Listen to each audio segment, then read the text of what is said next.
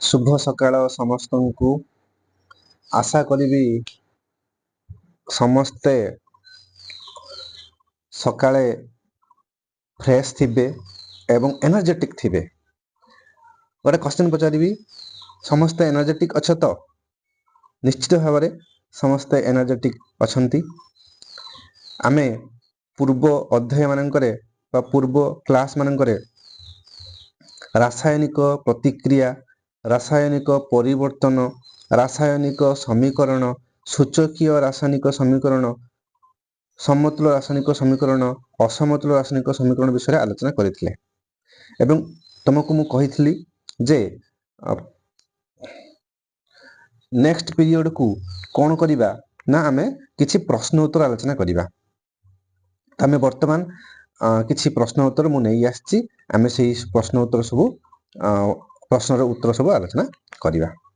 ठीक तुमरो कौन ना लुहारे कलंकी लागिबा एक डैश परिवर्तन। पिला माने कहिलो लुहारे कलंकी लागिबा एक डैश परिवर्तन हबो।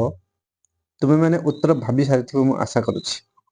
देखो लुहा माने आयरन Fe, जत्ते बेले ताको में वायुमंडल रे बाहर रखि दउछु सेते बेले से कोन करूछि ना जलीय बाष्प H2O गैस जलीय बाष्प सहित प्रतिक्रिया करी कोन सृष्टि करूछि Fe2O3 सृष्टि करूछि। एवं ए Fe2O3 जहार रंग लोहित बादामी ए होउछि कोन आयरन ऑक्साइड जहा को कलंकी कहूछु, रस्ट कहूछु।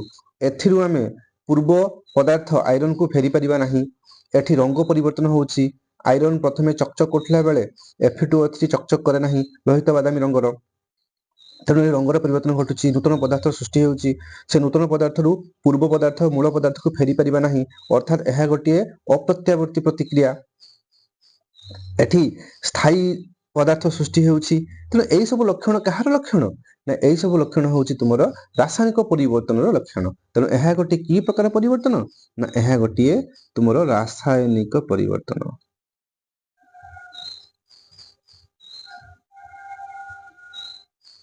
उत्तर कौन हम? यह गोटे रासायनिक परिवर्तन। आशा करुच्ची प्रथम प्रश्न उत्तर ठीक से बुझी पारिल पिला माने। द्वितीय प्रश्न को जीवा। द्वितीय कौन कहिछि ना अंगूर पची जीवा रासायनिक परिवर्तन, पेट्रोल उड़ी जीवा एक की परिवर्तन हो बोली तुम माने आशा करुछ कुह। अंगूर पची जीवा रासायनिक परिवर्तन निश्चित भाव अंगूर पचिले पचा अंगूर भल अंगूर पाई परिबा नाही। रासायनिक परिवर्तन लक्षण देखा जाउछि। एठी गंधर परिवर्तन घटिबो, रंगर परिवर्तन घटिबो इत्यादि। पेट्रोल टा उड़ी गला, पेट्रोल टा उड़ी गला माने पेट्रोल टा बाष्प होइकी पळै गला। पेट्रोल जे जळी नाही, एठी पेट्रोल कोन हेछि ना बाष्प होइकी पळै जाइछि। ताहाले बर्तन से बाष्प होइकी पळै जाइथिया पेट्रोल टा पुनश्च पेट्रोल हेइ परिबो ना नाही? हेइ परिबो निश्चित भाବରେ, कारण पेट्रोल टा बाष्प होइछि। जेतले ताको हम ठंडा करिबा पुनी से पेट्रोल हेइ जिवो। तेणु एहा गोटे की प्रकार परिवर्तन? एठी केवल अवस्था परिवर्तन घटुछि, आउ कोनोसी परिवर्तन घटु नाही। एठी रासायनिक संरचना परिवर्तन घटु नाही। एठी नूतन पदार्थ सृष्टि हेउ नाही, कारण पेट्रोल टा पेट्रोल ही रहिबो। जेहेतु पेट्रोल टा तळ थिला से उड़ी गला माने गैस हे गला, अवस्था परिवर्तन घटिला। किंतु पेट्रोल संरचना एठी परिवर्तन घटिला नाही, नूतन किछि पदार्थ सृष्टि होला नाही। तेणु एहा सब कहार लक्षण? भौतिक परिवर्तन लक्षण। तेणु पेट्रोल उड़ी जिबा गोटे की प्रकार परिवर्तन ना आमे कहि परिबा एटा गोटे कोन ना भौतिक परिवर्तन। एहा गोटिए भौतिक परिवर्तन कोन ना पेट्रोल टा उड़ी जिबा। ओके नेक्स्ट क्वेश्चन आसीबा। मैग्नीशियम तार वायु रे जळिले डैश यौगिक उत्पन्न हुए। ए एग्जांपल टी मु पाठ पढला बेले बहुत थोर कहि जाईछि जे मैग्नीशियम तार माने कोन Mg सॉलिड। सेटा वायु रे जळला माने कहा सहित प्रतिक्रिया कला? अम्लजान गैस सहित प्रतिक्रिया कला। प्रतिक्रिया करी कोन सृष्टि कला? मैग्नीशियम ऑक्साइड चूर्ण बा ताको सॉलिड कहि परिबा।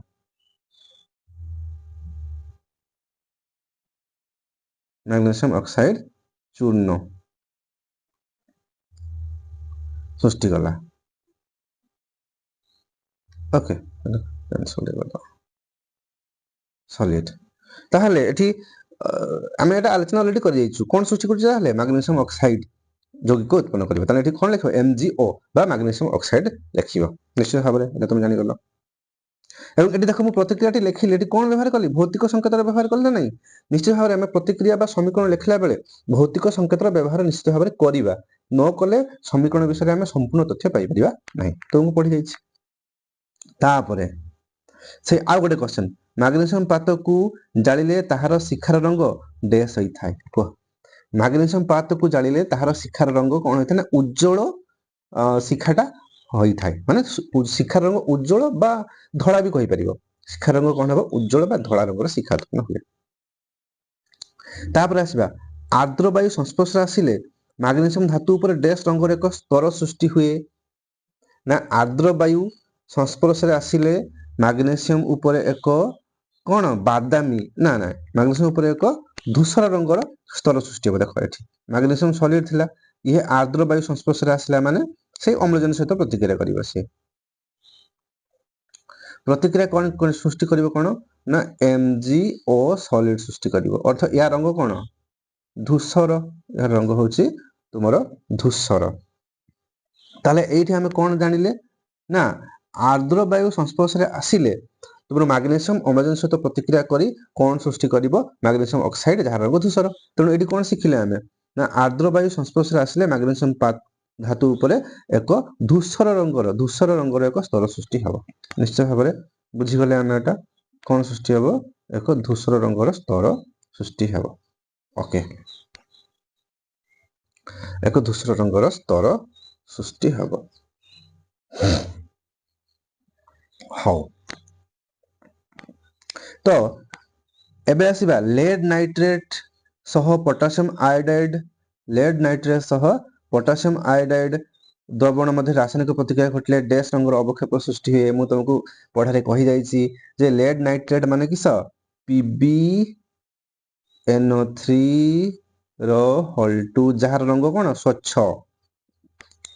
মানে রঙ কিছু ନାହିଁ যুক্ত পটাসিয়াম আয়োডাইড Ki এই যে দ্রবণ কহিছে মানে এই সংকেত কোন লেখা হবো AQ এଠି भी পটাসিয়াম আয়োডাইড দ্রবণ মানে কোন লেখা হবো AQ তাহলে কোন সৃষ্টি করুଛି সে না পটাসিয়াম নাইট্রেট KNO3 দ্রবণ মানে AQ ମୁଁ ତମକୁ କହି ଯାଇଛି ସଂକେତ কোন লেখা হবো যুক্ত লেড আয়োডাইড PbI2 কিন্তু এইটা দ্রবণ হবনি এটা অবক্ষেপ হবো মানে পিপিটি লেখা হবো প্রেসিপিটেট কোন এଠି পিপিটি পে প্রেসিপিটেট তাহলে এটি কোন জানিলে না লেড নাইট্রেট সহিত পটাসিয়াম আয়োডাইড দ্রবণ প্রতিক্রিয়া কলে ଆମର KNO3 পটাসিয়াম নাইট্রেট দ্রবণ তা সহিত লেড আয়োডাইড পিপিটি বা অবক্ষেপ সৃষ্টি ହେଉଛି ଆମ লেড নাইট্রেটটা স্বচ্ছ কিছু রঙ নাই পটাসিয়াম আয়োডাইড ବି স্বচ্ছ কিছু রঙ নাই পটাসিয়াম নাইট্রেট KNO3 ବି କିଛି ସ୍ୱଚ୍ଛ କିଛି ରଙ୍ଗ ନାହିଁ କିନ୍ତୁ ଲେଡ୍ ଆୟୋଡାଇଡ୍ ବା ଅବକ୍ଷେପ ଯେଉଁ ସୃଷ୍ଟି ହେଉଛି ଏଟା ତଳେ ବସିଯିବ ଏହାର ରଙ୍ଗ ମୁଁ କଣ କହିଥିଲି ୟେଲୋ କହିଥିଲି YELLOW ଏହା ରଙ୍ଗ କଣ କହିଥିଲି ୟେଲୋ ତାହେଲେ ଏଠି କି ରଙ୍ଗର ଅବକ୍ଷେପ ସୃଷ୍ଟି ହେବ ଲେଡ୍ ଆୟୋଡାଇଡ୍ଟା ଯେଉଁ ସୃଷ୍ଟି ହେବ ଅବକ୍ଷେପଟି ନା ଏଠି ହଳଦିଆ ରଙ୍ଗର ଲେଡ୍ ଆୟୋଡାଇଡ୍ ଅବକ୍ଷେପ ସୃଷ୍ଟି ହେବ ବୁଝି ହେଇଛି ନିଶ୍ଚିତ ଭାବରେ ବୁଝିପାରିଥିବ ଓକେ ତାପରେ ନେକ୍ସଟ ଆସିବା কোন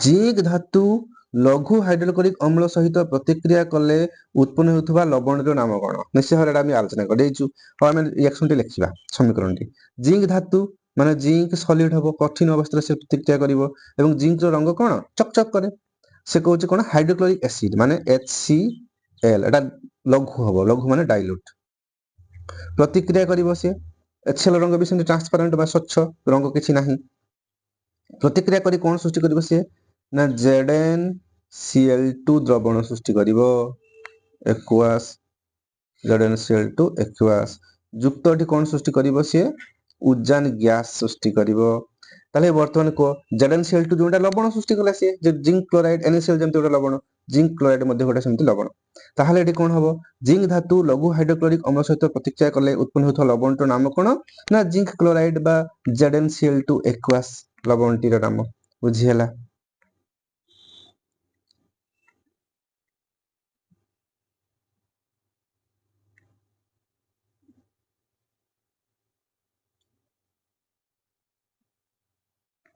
ओके तापरे आसीबा पुनश्च ରାସାୟନିକ ପରିବର୍ତ୍ତନ ଘଟିଲେ ତାକୁ ଡ୍ୟାସ୍ କୁହାଯାଏ। ନିଶ୍ଚିତ ଭାବରେ ମୁଁ କହିଥିଲି ଯେ ଯେଉଁ ପରିବର୍ତ୍ତନ ବା ଯେଉଁ ପ୍ରତିକ୍ରିୟାରେ ରାସାୟନିକ ପରିବର୍ତ୍ତନ ଘଟୁଛି ତାହାକୁ ଆମେ ରାସାୟନିକ ପ୍ରତିକ୍ରିୟା କହିବା। ଯେଉଁ ପ୍ରତିକ୍ରିୟାରେ ଭୌତିକ ପରିବର୍ତ୍ତନ ଘଟୁଛି ତାକୁ ଭୌତିକ ପ୍ରତିକ୍ରିୟା କହିବା। ତାହେଲେ ଏଠି ପ୍ରଶ୍ନର ତାକୁ ଉତ୍ତର, ଏଠି କଣ ଉତ୍ତର ହବ?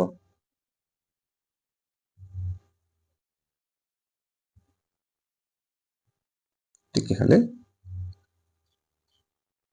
ହଁ ଏଠି କୁହ। ତାହେଲେ ରାସାୟନିକ ପରିବର୍ତ୍ତନ ଘଟିଲେ ତାହାକୁ କଣ କହିବା? ନା ତାହାକୁ ରାସାୟନିକ ପ୍ରତିକ୍ରିୟା କହିବା। ତାକୁ କଣ କହିବା? ରାସାୟନିକ ପ୍ରତିକ୍ରିୟା କହିବା। ତାକୁ କଣ କହିବା? ରାସାୟନିକ ପ୍ରତିକ୍ରିୟା। ତେଣୁ ରାସାୟନିକ ପରିବର୍ତ୍ତନ ଘଟିଲେ ତାକୁ ଆମେ କଣ କହିବା? ନା ରାସାୟନିକ ପ୍ରତିକ୍ରିୟା। ଓକେ। ତାପରେ ରାସାୟନିକ ପ୍ରତିକ୍ରିୟା ହେଉଛି ବୋଲି ଆମେ ଜାଣିବା କିପରି? ରାସାୟନିକ ପ୍ରତିକ୍ରିୟା ହେଉଛି ବୋଲି ଆମେ ଜାଣିବା କିପରି? କୁହ, ତୁମେ କହିପାରିବ? ନା ରାସାୟନିକ ପ୍ରତିକ୍ରିୟା ହେଉଛି ବୋଲି ଆମେ ଜାଣିବା କିପରି? ନା ଯେଉଁ ପ୍ରତିକ୍ରିୟାରେ କୌଣସି ପଦାର୍ଥର ରାସାୟନିକ ପରିବର୍ତ୍ତନ ଘଟୁଛି, ଅର୍ଥାତ୍ ରାସାୟନିକ ପରିବର୍ତ୍ତନ କହିଲେ କଣ ଲକ୍ଷଣ ଦେଖାଯାଏ? ନା ନୂତନ ପଦାର୍ଥ ସୃଷ୍ଟି ହେବ। ସେ ନୂତନ ପଦାର୍ଥରୁ ପୂର୍ବ ଅବସ୍ଥାକୁ ବା ପୂର୍ବ ପଦାର୍ଥ ଫେରି ପାଇବା ନାହିଁ ଏବଂ ତାହା ପ୍ରତ୍ୟାବର୍ତ୍ତୀ ନ ହୋଇକି ଅପ୍ରତ୍ୟାବର୍ତ୍ତୀ ପରିବର୍ତ୍ତନ, ତାହା ସ୍ଥାୟୀ ପଦାର୍ଥ ସୃଷ୍ଟି କରେ, ତାହା ଗ୍ୟାସ୍ ନିର୍ଗମନ କରେ, ତାହାର ରଙ୍ଗର ପରିବର୍ତ୍ତନ ଘଟେ। ଏହିସବୁ ରାସାୟନିକ ପରିବର୍ତ୍ତନ ଘଟିଲେ ଆମେ କହିବା ସେଠି ରାସାୟନିକ ପ୍ରତିକ୍ରିୟା ହେଉଛି ବୋଲି ଆମେ କହିପାରିବା। ଓକେ, ତାହେଲେ ଆମେ କିଛି କ୍ଷୁଦ୍ର ଉତ୍ତରମୂଳକ ପ୍ରଶ୍ନର ଆଲୋଚନା କଲେ, ଉତ୍ତର ଆଲୋଚନା କଲେ। ଏବେ ଉତ୍ତରମୂଳକ ପ୍ରଶ୍ନ ଦେଖିବା। କଣ କଣ ଦୀର୍ଘ ଉତ୍ତରମୂଳକ ପ୍ରଶ୍ନ? ନା ତୁମର ଭୌତିକ ପରିବର୍ତ୍ତନ ଓ ରାସାୟନିକ ପରିବର୍ତ୍ତନ ମଧ୍ୟରେ ପାର୍ଥକ୍ୟ ଦର୍ଶାଅ। ନିଶ୍ଚିତ ଭାବରେ ମୁଁ ବହୁତ ସମୟ ଆଲୋଚନା କରିଛି, ତେଣୁ ତୁମେମାନେ ଏଟା ଲେଖିପାରିବ। ମୁଁ ଏଠି ଡିସ୍କସ୍ କରୁନାହିଁ। ତୁମେମାନେ ସମସ୍ତେ ଖାତାରେ ଲେଖିବ, ନୋଟ୍ ଖାତାରେ ଏହି ପ୍ରଶ୍ନର ଉତ୍ତରକୁ ଲେଖିବ ଏବଂ ତାକୁ ରଖିବ। ପରୀକ୍ଷା ବେଳେ ତୁମେ ଆଉ ଏତେ ସମ୍ପୂର୍ଣ୍ଣ ନ ପଢ଼ିକି ନୋଟ୍ ଖାତା ପଢ଼ିକି ଗଲେ ତୁମେ ବୁଝିପାରିବ ଏବଂ ରିଭାଇଜ୍ କରିବା ପାଇଁ ସୁବିଧା ହେବ। ତେଣୁ ସମସ୍ତେ ନୋଟ୍ ଖାତାରେ ଲେଖିବ। ତେଣୁ ଭୌତିକ ପରିବର୍ତ୍ତନ ଓ ରାସାୟନିକ ପରିବର୍ତ୍ତନ ମଧ୍ୟରେ ପାର୍ଥକ୍ୟ ଲେଖିବ। ରାସାୟନିକ ପ୍ରତିକ୍ରିୟା କଣ? ଗୋଟିଏ ଲେଖାଏଁ ପ୍ରତିକ୍ରିୟାର ଉଦାହରଣ ଦିଅ ଯେଉଁଥିରେ ପଦାର୍ଥର ଅବସ୍ଥା, ବର୍ଣ୍ଣ, ତାପମାତ୍ରାରେ ପରିବର୍ତ୍ତନ ହେବ କିମ୍ବା ଗ୍ୟାସ୍ ନିର୍ଗମନ ଘଟିବ। ସେ କଣ କହୁଛି ଦେଖ, ପ୍ରଶ୍ନକୁ ଭଲକି ବୁଝିବା। ସେ କହୁଛି ରାସାୟନିକ ପ୍ରତିକ୍ରିୟା କଣ? ତାହେଲେ ପ୍ରଥମେ ତୁମେ କଣ କରିବ ନା ଲେଖିବ ଯେ ରାସାୟନିକ ପ୍ରତିକ୍ରିୟା କଣ, ଅର୍ଥ ଯେଉଁ ପ୍ରତିକ୍ରିୟାରେ ରାସାୟନିକ ପରିବର୍ତ୍ତନ ଘଟୁଥିବ, ଅର୍ଥାତ୍ ଯେଉଁ ଲକ୍ଷଣ ସବୁ ଚେଞ୍ଜ ହେଉଥିବ ତାକୁ ଆମେ ଲେଖିବା। ତାହାକୁ ଆମେ କଣ କହିବା? ରାସାୟନିକ ପ୍ରତିକ୍ରିୟା କହିବା। ସରିଗଲା। ସେ କହୁଛି ଗୋଟିଏ ଲେଖାଏଁ ଉଦାହରଣ ଦିଅ ଯେଉଁଥିରେ ପଦାର୍ଥର ଅବସ୍ଥା ପରିବର୍ତ୍ତନ ଘଟୁଥିବ। ମାନେ ତୁମେ ପ୍ରତ୍ୟେକ ପାଇଁ ଗୋଟେ ଗୋଟେ ଉଦାହରଣ ଦେବ। ପଦାର୍ଥର ଅବସ୍ଥା ପରିବର୍ତ୍ତନ ଘଟୁଥିବ ସେଟା ପାଇଁ ଗୋଟେ ଉଦାହରଣ ଦେବ। ବର୍ଣ୍ଣର ପରିବର୍ତ୍ତନ ଘଟୁଥିବ ତାହା ପାଇଁ ଗୋଟେ ଉଦାହରଣ ଦେବ। ତାପମାତ୍ରାରେ ପରିବର୍ତ୍ତନ ଘଟୁଥିବ ତା ପାଇଁ ଗୋଟେ ଉଦାହରଣ ଦେବ। ଗ୍ୟାସର ନିର୍ଗମନ ଘଟୁଥିବ ତା ପାଇଁ ଗୋଟେ ଉଦାହରଣ ଦେବ। ଏମିତି ବିଭିନ୍ନ ଅବସ୍ଥା ପରିବର୍ତ୍ତନ ବା ବିଭିନ୍ନ ଲକ୍ଷଣ ସୃଷ୍ଟି ହେଉଥିବ ତା ପାଇଁ ଗୋଟେ ଗୋଟେ ଉଦାହରଣ ଦେଇ ରାସାୟନିକ ପ୍ରତିକ୍ରିୟା ବା ରାସାୟନିକ ସମୀକରଣ ଲେଖିବ। ଏଟା ତୁମର ତାହେଲେ କେତେ ପାଇବ? 5 ମାର୍କ ପାଇବ। ଗୋଟେ ଡେଫିନେସନ ପାଇଁ ଆଉ ଗୋଟେ ଆଉ କଣ ଅବସ୍ଥା ପରିବର୍ତ୍ତନ ପାଇଁ ଗୋଟେ ପ୍ରତିକ୍ରିୟା, ବର୍ଣ୍ଣ ପାଇଁ ଗୋଟେ, ତାପମାତ୍ରା ପରିବର୍ତ୍ତନ ପାଇଁ ଗୋଟେ, ଗ୍ୟାସ୍ ନିର୍ଗମନ ପାଇଁ ଗୋଟେ, ଅର୍ଥାৎ 4ଟା ପ୍ରତିକ୍ରିୟା ଲେଖିବ। 4 ମାର୍କ 5 ମାର୍କ ପାଇବ। ନିଶ୍ଚିତ ଭାବରେ ନୋଟ୍ ଖାତାରେ ତୁମେ କରିବ। ତାପରେ ମାଗ୍ନେସିୟମ ପାତକୁ ବାୟୁରେ ଜଳାଇଲା ପୂର୍ବରୁ କାହିଁକି ସଫା କରାଯାଏ? ଏହି ପ୍ରଶ୍ନର ଉତ୍ତରଟା ମୁଁ ଡିସ୍କସ୍ କରିନାହିଁ, ମୁଁ ବର୍ତ୍ତମାନ ଡିସ୍କସ୍ କରୁଛି। ଦେଖ ସେ କଣ କହିଲା ନା ମାଗ୍ନେସିୟମ ପାତକୁ ବାୟୁରେ ଜଳାଇଲା ପୂର୍ବରୁ କାହିଁକି ସଫା କରାଯାଏ? ଦେଖ ଆମେ ଯେତେବେଳେ କଣ କରୁଛୁ ନା ଯେତେବେଳେ ମାଗ୍ନେସିୟମ କିସ କରୁଛି ନା ଯେତେବେଳେ ଆମର ପୁରା ନୂତନ ଭାବରେ ତିଆରି ହେଇକି ଆସୁଛି ସେତେବେଳେ ସେ ମାଗ୍ନେସିୟମ କଣ କରେ ନା ସଲିଡ ଥାଏ ବା ଚକଚକ କରେ। ସେତେବେଳେ ସେ ମାଗ୍ନେସିୟମ କଣ କରେ ନା ଚକଚକ କରେ, ତା ରଙ୍ଗ କଣ ଚକଚକ କରେ। କିନ୍ତୁ ଯେତେବେଳେ ତାକୁ ଆମେ ଅଧିକ ଦିନ ପର୍ଯ୍ୟନ୍ତ ବାୟୁରେ ରଖିଦେବା ନା, ସେ ବାୟୁରେ ଥିବା କାହା ସହିତ? ଅମ୍ଳଜାନ ସହିତ ପ୍ରତିକ୍ରିୟା କରିବ। ଦେଇକି କଣ ସୃଷ୍ଟି କରିବ? ଅମ୍ଳଜାନ ରଙ୍ଗ କିଛି ନାହିଁ, କଣ ସୃଷ୍ଟି କରିବ ନା ମାଗ୍ନେସିୟମ ଅକ୍ସାଇଡର ଗୋଟେ ଆସ୍ତରଣ ତା ଉପରେ ସୃଷ୍ଟି କରିବ, ଯାହାର ରଙ୍ଗ କଣ? ଧୂସର। ତେଣୁ ଯେତେବେଳେ ମାଗ୍ନେସିୟମ ଅକ୍ସାଇଡକୁ ଅଧିକ ଦିନ ବାୟୁରେ ରଖି ଦଉଛେ ସେତେବେଳେ ସେ ଅମ୍ଳଜାନ ସହିତ ପ୍ରତିକ୍ରିୟା କରିକି ମାଗ୍ନେସିୟମ ଅକ୍ସାଇଡର ଗୋଟେ ଆସ୍ତରଣ ସେ ମାଗ୍ନେସିୟମ ପାତ ଉପରେ ସୃଷ୍ଟି କରିବ। ତେଣୁ ଯେତେବେଳେ ସେଇ ମାଗ୍ନେସିୟମକୁ ଆଣିବା ତାପରେ ଦେଖିବ ଗୋଟେ ପୁରା ଧୂସର ରଙ୍ଗର ଗୋଟେ ସ୍ତର ବସି ଯାଇଥିବ, ସେଇଟା ହଉଛି ମାଗ୍ନେସିୟମ ଅକ୍ସାଇଡ। ତାପରେ ବସିଯାଇଛି କାହିଁକି ନା ମାଗ୍ନେସିୟମ ଯେତେବେଳେ ଥିଲା ବାୟୁରେ ସେ ଅମ୍ଳଜାନ ସହିତ ପ୍ରତିକ୍ରିୟା କଲା, ପ୍ରତିକ୍ରିୟା କରିକି ତା ଉପରେ ସେ ମାଗ୍ନେସିୟମ ଅକ୍ସାଇଡର ଆସ୍ତରଣ ବସେଇ ଦେଲା। ତେଣୁ ଯେତେବେଳେ ତାକୁ ଆମେ ଜାଳିବାକୁ ନେଉଛୁ, ବୁନସେନ ବର୍ଣ୍ଣରେ ତାକୁ ଦେଖେଇବା, ତାକୁ ଜାଳିବା, ସେତେବେଳେ କଣ ହବ ନା ସେ ଯେ ମାଗ୍ନେସିୟମ ଅକ୍ସାଇଡ ଆସ୍ତରଣଟା ମାଗ୍ନେସିୟମ ଉପରେ ଅଛି ସେ ଅମ୍ଳଜାନକୁ ମାଗ୍ନେସିୟମ ସହିତ ମିଶିବାକୁ ଦବ ନାହିଁ। ସେତେବେଳେ ଆମକୁ କଣ କରିବାକୁ ପଡିବ ନା ଆମକୁ ବାଲି କାଗଜ ଦ୍ୱାରା ସେଇ ମାଗ୍ନେସିୟମ ପାଥକୁ ସଫା କରିବା। ସଫା କଲେ କଣ ହବ ନା ସେ ଯୋଉ ମାଗ୍ନେସିୟମ ଅକ୍ସାଇଡଟା ଥିଲା ସଫା କଲେ ସେଇଟା ହଟିଯିବ। ହଟିଗଲା ପରେ ଆମର ମାଗ୍ନେସିୟମଟା ପୁରା ସମ୍ପୂର୍ଣ୍ଣ ଦେଖାଯିବ। ତ ସଫା କଲେ ଚକଚକ କରିବ। ଚକଚକ କରିବ ମାନେ ମାଗ୍ନେସିୟମ ଅକ୍ସାଇଡଟା ହଟିଯିବ। ଫଳରେ ମାଗ୍ନେସିୟମ ସମ୍ପୂର୍ଣ୍ଣ ଦେଖାଯିବ। ତାପରେ ଦେଖାଗଲା ପରେ ମାଗ୍ନେସିୟମଟା ବର୍ତ୍ତମାନ ଅମ୍ଳଜାନ ସହିତ ପ୍ରତିକ୍ରିୟା କରିପାରିବ। ତେଣୁ ସେଥିପାଇଁ ସେ କଣ କୁହାଗଲା ନା ମାଗ୍ନେସିୟମ ପାଥକୁ ବାୟୁରେ ଜଳିବା ପୂର୍ବରୁ ତାହାକୁ ସଫା କରିବା ଉଚିତ। କାହିଁକି ନା ସଫା କଲେ ମାଗ୍ନେସିୟମ ପାଥ ଉପରେ ଯେଉଁ ଧୂସର ରଙ୍ଗର ମାଗ୍ନେସିୟମ ଅକ୍ସାଇଡଟା ବସିଥିଲା ସେଟା ହଟିଯିବ। ହଟିଗଲେ ମାଗ୍ନେସିୟମ ପୁରା ଦେଖାଯିବ। ମାଗ୍ନେସିୟମଟା ତାପରେ ଅମ୍ଳଜାନ ସହିତ ପ୍ରତିକ୍ରିୟା କରିପାରିବ। ସେଥିପାଇଁ ସଫା କରିବା ଦରକାର। ନହେଲେ ମାଗ୍ନେସିୟମଟି ଜଳିବ ନାହିଁ ବାୟୁରେ। ତାପରେ ଆସିବା ରାସାୟନିକ ପ୍ରତିକ୍ରିୟା ଗୁଡ଼ିକର ଲକ୍ଷଣ ଗୁଡ଼ିକୁ ଲେଖ। ଅଲରେଡି ଆମେ କହିସାରିଛୁ ରାସାୟନିକ ପ୍ରତିକ୍ରିୟା ହେଲେ ରାସାୟନିକ ପରିବର୍ତ୍ତନ ଘଟିବ। ତେଣୁ ରାସାୟନିକ ପରିବର୍ତ୍ତନ ଲକ୍ଷଣ ଗୁଡ଼ିକୁ ଲେଖିବା। ସେଇଗୁଡ଼ିକ ହେଉଛି ରାସାୟନିକ ପ୍ରତିକ୍ରିୟା ଗୁଡ଼ିକର ଲକ୍ଷଣ। ଯେମିତିକି ଅବସ୍ଥା ପରିବର୍ତ୍ତନ ଘଟିବ, ଯେମିତିକି ରଙ୍ଗ ନିର୍ଗତ ହେବ ବା ସୃଷ୍ଟି ହେବ, ବର୍ଣ୍ଣ ରଙ୍ଗ ବା ବର୍ଣ୍ଣ ସୃଷ୍ଟି ହେବ, ଗ୍ୟାସ ନିଗମନ ଘଟିବ, ନୂତନ ପଦାର୍ଥ ସୃଷ୍ଟି ହେବ। ସେ ନୂତନ ପଦାର୍ଥରୁ ପୂର୍ବ ପଦାର୍ଥକୁ ଫେରି ପାରିବା ନାହିଁ। ପ୍ରତ୍ୟାବର୍ତ୍ତୀ ନ ହେଇକି ଅପ୍ରତ୍ୟାବର୍ତ୍ତୀ ପରିବର୍ତ୍ତନ ଘଟିବ। ସ୍ଥାୟୀ ପଦାର୍ଥ ସୃଷ୍ଟି ହେବ। ଏଇ ସବୁ ତାପମାତ୍ରା ସୃଷ୍ଟି ହେବ, ଆଲୋକ ସୃଷ୍ଟି ହେବ। ଏଇ ସବୁ ହେଉଛି ରାସାୟନିକ ପରିବର୍ତ୍ତନ ଗୁଡ଼ିକର ଲକ୍ଷଣ। ସେମିତି ଆଉ କିଛି ଆମେ ପ୍ରଶ୍ନ ନେଇ ଆସିଛେ ଯେ ଆଉ କିଛି ପ୍ରଶ୍ନ ଆମେ ନେଇ ଆସିଛେ ନା କଣ ହଉଛି ନା ନିମ୍ନଲିଖିତ ରାସାୟନିକ ପ୍ରତିକ୍ରିୟା ଗୁଡ଼ିକ ପାଇଁ ରାସାୟନିକ ସମୀକରଣ ଲେଖ। ଏଗୁଡ଼ା ସବୁ ଦେଇଛି କଣ ନା ଆଲୁମିନିୟମ ଯୁକ୍ତ କପର କ୍ଲୋରାଇଡ, ଆଲୁମିନିୟମ କ୍ଲୋରାଇଡ ଯୁକ୍ତ କପର। ଏଟା ହେଉଛି ଶବ୍ଦ ସମୀକରଣ ଦେଇଛି। ତାକୁ କଣ କହିଛି ନା ରାସାୟନିକ ସମୀକରଣ ଲେଖିବା ପାଇଁ। ମୁଁ ତୁମକୁ କହୁଛି ଶବ୍ଦ ସମୀକରଣକୁ ରାସାୟନିକ ସମୀକରଣ କେମିତି କରିବା ନା ଏଠି ମୌଳିକ ମାନଙ୍କ ପାଇଁ ପ୍ରତୀକ ଲେଖିବା ଆଉ ଯୌଗିକ ମାନଙ୍କ ପାଇଁ ସଂକେତ ଲେଖିକି ତାକୁ ପ୍ରକାଶ କରିବା। ଯେମିତି ମୁଁ ତୁମକୁ ଗୋଟେ କରିଦେଉଛି କିନ୍ତୁ ତୁମେ ଆଉ ସବୁ କରିବ। କଣ କହିଛି ଆଲୁମିନିୟମ ଯୁକ୍ତ କପର କ୍ଲୋରାଇଡ। ହଉ ଏଠି ଆଲୁମିନିୟମ ପାଇଁ କଣ ଲେଖିବା ନା ତା ପ୍ରତୀକ ଆଲୁମିନିୟମ, ତାହାର ଭୌତିକ ସଂକେତ ବି ଦେଇଦେବା। କଠିନ ଅବସ୍ଥା ସଲ୍ୟୁଟ ଲେଖିଦେବା। ଯୁକ୍ତ କପର କ୍ଲୋରାଇଡ। କପର କ୍ଲୋରାଇଡ କିସ ହବ ନା କପର କ୍ଲୋରାଇଡ CuCl2। ଏଟା ତୁମକୁ ନବମ ଶ୍ରେଣୀରେ ଆମେ ପଢିଛେ ଯେ ଯୌଗିକର ସଂକେତ ଆମେ କେମିତି ଲେଖିବା। ତାକୁ ଟିକେ ଭଲକି ରିଭାଇଜ କରିବ ତାହେଲେ ଜାଣିପାରିବ। ଯଦି ତୁମେ ଚାହୁଁଛ ଯେ ସେଇଟା ମୁଁ ବୁଝେଇବି ଯେ ସଂକେତ ଗୁଡ଼ିକୁ କେମିତି ଲେଖିବା, ତୁମେ ମୋତେ କମେଣ୍ଟରେ କହିଲେ ମୁଁ ସେଟାକୁ ଆଉ ଗୋଟେ ଭିଡ଼ିଓ ନେଇକି ଆସିବି। କପର କ୍ଲୋରାଇଡ ଦ୍ରବଣ ଏକ୍ୱାସ୍ ଲେଖିଲେ କଣ ସୃଷ୍ଟି ହେବ ଆମେ ତୀର ଚିହ୍ନ ଦେବା। ପ୍ରତିକାରକ ମାନଙ୍କୁ ମଧ୍ୟ ଯୁକ୍ତ ଚିହ୍ନ ଦେଇଛେ। ଦିଟା ପ୍ରତିକାରକ ଅଛି। ଉତ୍ପାଦ ବି ସେମିତି ଦିଟା ଅଛି। ଆଲୁମିନିୟମ କ୍ଲୋରାଇଡ ଆଉ କପର ଯୁକ୍ତ ଚିହ୍ନ ଦେବା, ତୀର ଚିହ୍ନ ମଝିରେ ଦେବା। ସେମିତି ହେଲା ଆଲୁମିନିୟମ କ୍ଲୋରାଇଡ AlCl3 ଦ୍ରବଣ ସୃଷ୍ଟି ହେବ। ଯୁକ୍ତ କଣ କପର Cu ସଲ୍ୟୁଟ ଯୁକ୍ତ କପର। ବୁଝିହେଲା। ତେଣୁ ଆମେ ଏହାକୁ କଣ ଲେଖିଲୁ ଆମେ ଏହାକୁ ଶବ୍ଦ ସମୀକରଣକୁ ରାସାୟନିକ ସମୀକରଣ ଆକାରରେ ଲେଖିଲୁ। ବୁଝିହେଇଛି ବାସ୍।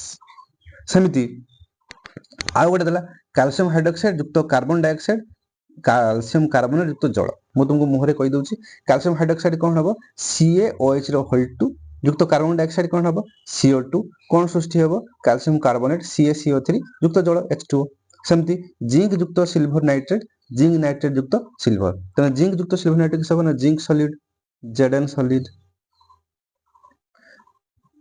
ଯୁକ୍ତ ସିଲଭର ନାଇଟ୍ରେଟ ମାନେ AgNO3 ହେଲା। ଏଟା ହେଉଛି ସିଲଭର ନାଇଟ୍ରେଟ।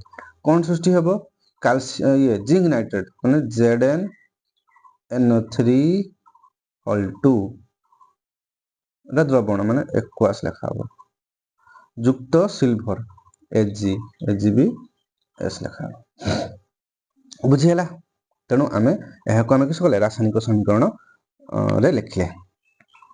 ତାପରେ କଣ କହିଛି ନା କେଉଁ ନିୟମ ଆଧାରରେ ରାସାୟନିକ ସମୀକରଣ ଗୁଡ଼ିକୁ ସମତୁଲ କରାଯାଏ। ନିଶ୍ଚୟ ଭାବରେ ତୁମେ କହିପାରିବ କେଉଁ ନିୟମ ଆଧାରରେ ନା ବସ୍ତୁତ୍ୱ ସଂଘର୍ଷ ନିୟମ ଆଧାରରେ ଆମେ ରାସାୟନିକ ସମୀକରଣକୁ ସମତୁଲ କରିବା।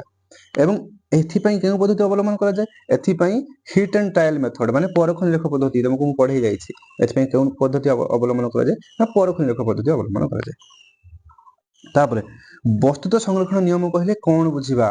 ବସ୍ତୁତ୍ୱ ସଂରକ୍ଷଣ ନିୟମ କହିଲେ କଣ ବୁଝିବା କୁହ ନା ବସ୍ତୁତ୍ୱ ସଂରକ୍ଷଣ ନିୟମ କହିଲେ ଗୋଟିଏ ରାସାୟନିକ ପ୍ରତିକ୍ରିୟାରେ କୌଣସି ନୂତନ ବସ୍ତୁତ୍ୱ ସୃଷ୍ଟି ହୁଏ ନାହିଁ କି ବସ୍ତୁତ୍ୱର ଧ୍ୱଂସ ବା ବିନାଶ ଘଟେ ନାହିଁ।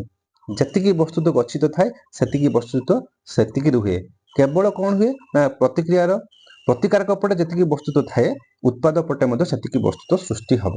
नूतन वस्तु तो कौन से सृष्टि हेबो नाही एटा होची वस्तु तो संरक्षण नियम आमे जानि छु ऑलरेडी तुम नोट करथिबो लिखि परिबो रासायनिक प्रतिक्रिया गुड़िक उत्प्रेरक गुड़िक केउठारे दर्शा जाए निश्चित भाव में यहाँ गोटे भल क्वेश्चन जे रासायनिक प्रतिक्रिया गुड़िक उत्प्रेरक कौटी देखा जाए ना आम जानी रासायनिक प्रतिक्रिया उत्प्रेरक गुड़िक कौन तीर चिन्हर उपरे बा तले एटा मन रखिबो रासायनिक प्रतिक्रिया गुड़िक उत्प्रेरक गुड़िक तीर चिन्हर उपरे बा तले लिखा जाए ओके तापरे आसीबा किछि दीर्घ उत्तरमूलक प्रश्न आसीबा जेमतिका कौन ना एक समतुल रासायनिक समीकरण कौन रासायनिक समीकरण गुड़ी को कहीं समतुल करा उचित लेख निश्चय तुम लिखिपर तुमको किसी बुझा दरकार ना तुम लिखिकी नोट कर बुझ फल की मुखस्त कर बुझ एक समतुल रासायनिक समीकरण कौन तुम लिखिपर रासायनिक समीकरण गुड़ी को कहीं समतुल करने उचित ताकि लिखिपर मुझे कहबी तापर हाइड्रोजन गैस और ऑक्सीजन गैस प्रतिक्रिया घटी जल सृष्टि हुए माने H2 हाइड्रोजन गैस माने कौन H2 गैस युक्त O2 गैस प्रतिक्रिया करी कौन सृष्टि कला H2O बा जल सृष्टि कला एक्वास हो एहार सूचक समीकरण लेख एटा जो मु लिखिली H2 गैस युक्त O2 gas H2O gas H2O aqueous एटा होय तार सूचक समीकरण एटा सूचक काहे बा प्रतीकात्मक काहे बा स्केलेटल काहे बा असमतुल काहे एटा समतुल हे नै केवल सूचना दोछि एवं एहाको समतुल करबा बिनु सपन मु तुमको बुझै जाइछि समतुल केमति करा जाय सपन तुम लिखिबो वेरी गुड तापरे प्रतिकारक और उत्पादक मध्य पार्थक्य निश्चय भाव बढ़िया प्रश्न देछि जे प्रतिकारक कौन उत्पादक कौन पार्थक्य तुमको पूरा गोटे पार्थक्य बुझेछि मु लिखि परिबो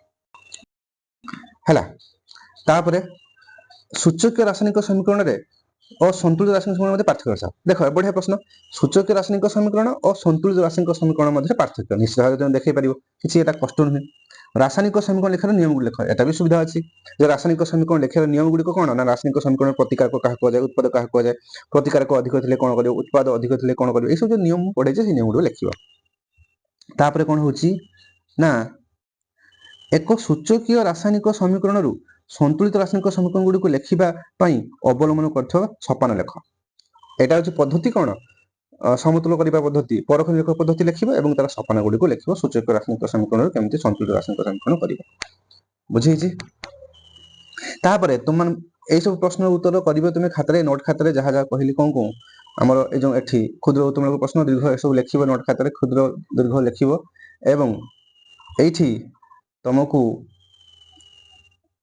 तुमर बही रे देख बही रे गृह कार्य मुझे तुमको देली गृह कार्य कौन ना तुम बही विज्ञान बही काटिब प्रश्नावली संख्या प्रश्न संख्या किस 5 6 प्रश्नावली 5 6 7 8 रे रासायनिक समीकरण गुड़ी को निर्देश अनुसार उत्तर लिखा सह समतुल कर मैंने बही प्रश्नावली काढ़ से 5 नंबर 6 नंबर 7 नंबर एवं 8 नंबर जो प्रश्न देती से रासायनिक समीकरण गुड़ी को लिख समतुल कर तुम नोट खाता लिख जदि किसी असुविधा है 5 6 7 8 रे कला समय ताले मत कमेंट कर आउथरे से वीडियो को आनी बुझे प्रश्नावली आम आलोचना करवा शेष को ए विषय सरीगला पर ता सहित एठी देख तुम स्क्रीनशॉट मारी नब एई गुडी को मु आलोचना करू नाही एई जो अछि बेरियम क्लोराइड और सोडियम क्लोराइड एई गुडाक एटा मु आलोचना करू नाही एटा तुम स्क्रीनशॉट नै मु तुमको दे दोछि एई गुडाक सब तुम बहिर बाक्स भीतर जो प्रश्न अछि ए गुडी को सब तुम करिवो करिकि नोट खाता रखिबो नोट खाता करिवो तले आमे जानि परिबो जदि एटा करि परिबने मु ए पे आ गोटे वीडियो करिवि किंतु मु भाबुछि तुम निश्चित एटा करि परिबो सुविधा अछि तेणु एटा को मु एमति रखुछि तुम स्क्रीनशॉट नै जा हला अब एटा एटा करिवो सब एटा ए प्रश्न गुडी को बाहर किसी आसी नै एटा से बहिर बाक्स भीतर जो अछि गोटे गोटे सब टॉपिक सरला पर से बाक्स भीतर अछि प्रश्न देछि तार उत्तर करिवो निश्चित भाव करि परिबो हेते म बुझौ नै याको करिकि तुम खाता रे देखैबो मते ओके आथरे म याको देखौछि हला स्क्रीनशॉट नै जो एटा को तापर एटा को स्क्रीनशॉट नै जो और याको स्क्रीनशॉट नै जो याको स्क्रीनशॉट नै जो याको स्क्रीनशॉट नै जो याको स्क्रीनशॉट ओके एवं एटा करिवो निश्चय करि परिबो ଯେତିକି ମୁଁ ପଢ଼େଇ ସାରିଛି ତାହାର ପ୍ରଶ୍ନ ଉତ୍ତର ମୁଁ ଆଲୋଚନା କରିଦେଲି। ଏ ସବୁ ପ୍ରଶ୍ନ ଉତ୍ତର ଭଲ ଶୁଣିଲ, ଯଦି ବୁଝିପାରିନ ରିପିଟ୍ ଦେଖିବ, ଦେଖି ସାରିଲା ପରେ ତାକୁ ତୁମେ ଖାତାରେ ନୋଟ୍ ଖାତାରେ କରିବ ଏବଂ ଏହା କଲେ କ'ଣ ହେବ ତୁମର କନସେପ୍ଟ କ୍ଲିୟର ହେଇଯିବ ଏବଂ ପରୀକ୍ଷା ସମୟରେ ରିଭାଇଜ ପାଇଁ ସୁବିଧା ହେବ। ନେକ୍ସଟ ଆମେ ରାସାୟନିକ ପ୍ରତିକ୍ରିୟା କେତେ ପ୍ରକାରର ଯେଉଁ ଅଛି ବିସ୍ଥାପନ ସଂଶ୍ଳେଷଣ ଏସବୁ ପଢ଼ିବା। ନେକ୍ସଟ ଆମେ କାଲି ପାଖରୁ ପଢ଼ିବା। ଓକେ, ଧନ୍ୟବାଦ।